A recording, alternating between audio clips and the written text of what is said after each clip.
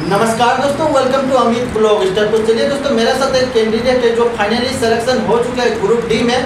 चलिए तो भाई से पूछते हैं कि आखिर वो किस तरह से तैयारी करते थे और कितना टाइम से आप लोग तैयारी कर रहे थे, उसके बारे में पूरा डिटेल के साथ मालूम हो जाएगा। दोस्तों इस वीडियो में देखने के बाद आपको बिल्कुल मोटिवेट आ जाएगा कि आपको किस तरह से तैयारी करना है, चाहे आप ग्रुप डी का हो, एसएससी का हो, चाहे जो भी प्रिपरेशन करते हो, डिफेंस रिलेटेड या कोई भी चीज़ में आप करते हो, तो आपको इस वीडियो में पूरा मोटिवेट होगा। तो सबसे पहले आपका नाम क्या है? निरंजन कुमार। तो आप कहाँ से बिलोंग करते हो? बोकारो। तो सबसे पहले आप ये बता दीजिए कि आप कितना दिन से तैयारी कर रहे थे? मेरा तो ग्रेजुएशन 2017 में ख़त्म हो गया था। उसके बाद मैं कंपटीशन लाइन में आया था, तो मैंने सेंसर के पास ज्वाइन किया था क्लास। उसमें से मुझे क्लास पढ़ाया गया था। तो सर जब पढ़ाते थे तो मैं कोशिश करता था कि उस सारे चैप्टर को घर से खुद से भी बना लूँ, और जो कुछ भी क्वेश्चन नहीं बनता था तो मैं यूट्यूब से हेल्प लेता था। और उसके बाद मेरा ऐसे तो MSc भी क्लियर हो चुका है, और उसके बाद मैं ये तैयारी में साथ ही में लगा था। ग्रेजुएशन के बाद MSc भी किया और कंपटीशन लाइन में भी था, जिसमें से अभी ये सक्सेस मुझे ये मिला है, पहला है। और मेरा एक टारगेट ये भी है कि मैं ग्रुप डी में तो रुकना नहीं चाहता हूँ। मेरा कंपटीशन जारी रहेगा तैयारी, और मैं आगे और भी कुछ एग्जाम निकालने का कोशिश करूँगा। तो आप ये बता दीजिए कि आप इससे एग्जाम से पहले आप जो ग्रुप डी का जो एग्ज़ाम दिए थे, उससे पहले आप कोई एग्ज़ाम निकाले थे क्या?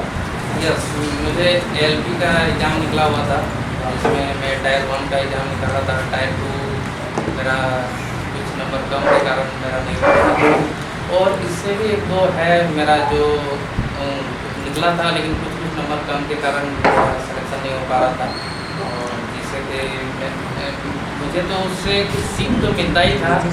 और जैसे एग्ज़ाम सेंटर में मैं जाता था तो मुझे लगता था कि इस बार मुझे ये एग्ज़ाम क्रैक करना है, जिससे मैं तैयारी और इससे ज़्यादा करता था।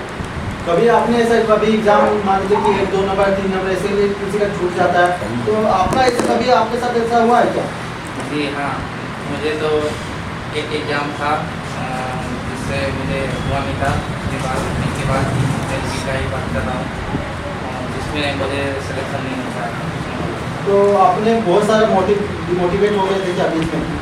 बीच में तो कुछ समय के लिए हुआ था, लेकिन मुझे पता था कि मतलब अपने आप को खुद विश्वास था? हाँ, मुझे विश्वास था कि मैं कुछ नेक्स्ट एग्ज़ाम में कुछ इससे अच्छा कर पाऊँ, जिससे मैं तैयारी और ज़्यादा करता था। और तैयारी के लिए मैं टाइम नहीं देखता था, लेकिन हमेशा लगन में था। और मेरा मोटिवेशन ये है कि एग्ज़ाम निकलने के कारण ये भी है कि सिर्फ सेंसर का ही हाथ नहीं है। मैं ये हमारे एक ग्रुप था जिसमें सारे को हम लोग पढ़ते थे, और उस ग्रुप में हम लोग दिन रात लगभग वहीं पर रहते थे और पढ़ाई करते थे। मतलब रात ग्रुप में ही बनाकर ग्रुप में ही हम लोग ग्रुपिंग करते थे, जिसमें से दिन में भी जाते थे और मैं रात में भी वहाँ ग्रुपिंग करने जाता था, जिस कारण आज ये सफल हुए। तो आपका अभी घर में क्या रिएक्शन है? तब सिलेक्शन हो चुका था, घर का क्या रिएक्शन है अभी? Mummy papa? देखिए, रिएक्शन तो सबका अच्छा ही होगा, क्योंकि ये सरकारी नौकरी इंडिया में नॉर्थ में देखा जाए तो सरकारी नौकरी एक भगवान दर्शन के जैसा है। तो खुशी तो सारे हैं, घर में सारे हैं। तो आने वाला जो कैंडिडेट है वो काफ़ी ज़्यादा डिमोटिवेट हो जाता है। एक बार एग्जाम नहीं निकला फिर तो वो सोचते हैं कि इस बार होगा कि नहीं होगा, तो वो छोड़ देते हैं बहुत सारा। तो उसको किस तरह से अभी तैयारी करना चाहिए? क्योंकि देखिए, आप लोग देख ही रहे हैं क्योंकि अभी वैकेंसी आ रहा बहुत लेट पहले तो ऐसा नहीं होता था, और आप लोग भी बहुत कठिनाई से मेहनत किए हैं, और वैकेंसी बहुत ना के बराबर। तो क्या होता है, कैंडिडेट डिमोटिवेट हो जाता है, अब होगा कि नहीं होगा। कॉम्पिटिशन लेवल बहुत हाई हो चुका है आजकल, तो वो कैंडिडेट को आप क्या करना चाहिए? देखिए, कैंडिडेट को तो ये कहना चाहूँगा कि झारखंड में सबसे ज़्यादा स्थिति ये है कि अभी फॉर्म बहुत ही कम आ रहे हैं, जिसके कारण सरकार हमारी बहुत ही स्टूडेंट के प्रति उतना ध्यान नहीं दे रही, जिसके कारण बच्चे तो डिमोटिवेट हो ही रहे हैं। लेकिन बच्चों को संघर्ष करके पढ़ाई करते रहना चाहिए, क्योंकि इससे कि आगे के मान लीजिए झारखंड का एग्ज़ाम नहीं आ रहा है तो सेंट्रल एग्ज़ाम में उसको तैयारी करना चाहिए।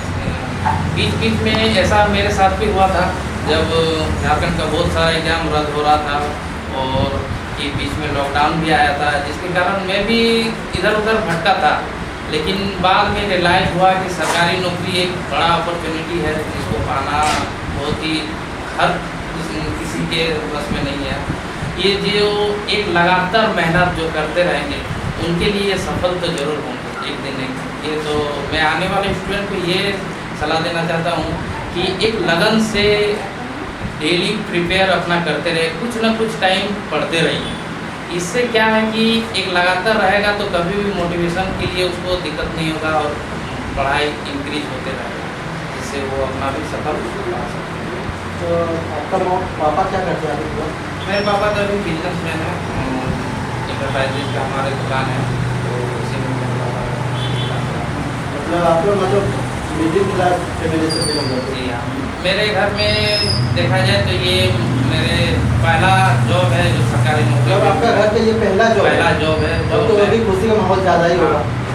ये पहला जॉब है जो मैं ले रहा हूँ सरकारी में। इससे पहले हमारे घर में सारे प्राइवेट या फिर बिजनेस में ही। तो दोस्तों आप लोग एक चीज़ बता रहे हैं, देखिए आप लोग हम लोग इस इंटरव्यू से आपको मालूम चला देखिए कोई भी चीज़ आप कीजिएगा तो आपको पेशेंस रखना बहुत इंपॉर्टेंट है। तो पेशेंस आपको रखना बहुत इंपॉर्टेंट, इसलिए आपको देखिए ऐसा एग्ज़ाम होता है कि एक दो एग्ज़ाम होता है कि आप नहीं निकलता है तो क्या होता है कि आपको डिमोटिवेट हो जाते हैं। तो आपको ऐसा डिमोटिवेट नहीं होना है। तो चलिए दोस्तों देखिए आप लोग भाई से तो बिल्कुल सुन ही लिए, आगे के लिए आपको तो बहुत बहुत कॉन्ग्रेचुलेसन जो आपका सिलेक्शन हो चुका है। आपका कौन सा जोन पे अभी है? अभी हमारा ये हुबली जोन है, Hubli south western railway Bangalore जो पड़ता है। अब तो ज्वाइनिंग लेटर अभी आया नहीं, मतलब ज्वाइनिंग लेटर भी आया नहीं, आने वाला है। तो एक ट्रेन बनाना ज्वाइनिंग लेटर सारा प्रोसेस क्लियर हो चुका है। तो चलिए दोस्तों मिलते हैं नेक्स्ट वीडियो पर। भाई से मिलकर काफ़ी ज़्यादा अच्छा लगा। सभी लोग को जय हिंद।